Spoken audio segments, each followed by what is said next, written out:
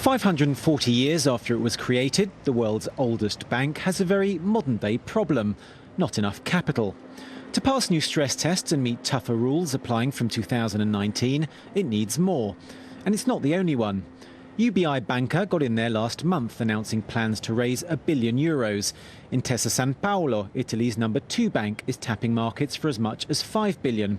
And Monte dei Paschi di Siena said last week it would raise up to €2.5 billion. According to this professor of finance, Italian banks would have preferred to wait, but their hands were forced by the Eurozone's sovereign debt crisis. If Spain fails, Italy is the next on the line, and so I'm sure that both the Treasury and the Bank of Italy want Italian banks to be full of liquidity and full of capital to better shore up against any trouble which might flow from abroad.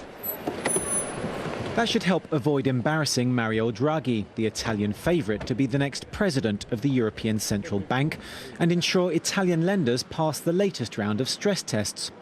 All in, says JP Morgan, EU banks may need an extra €120 billion this year, roughly €240 for every EU citizen. So getting in early should also help Italian banks, even if lack of capital is just one of their problems. Profitability will continue to be poor. We expect a limited credit growth, and the increase in interest rate, which in the past has been always positive for Italian banks' profitability, this time will be almost offset by this increase in cost of self-funding.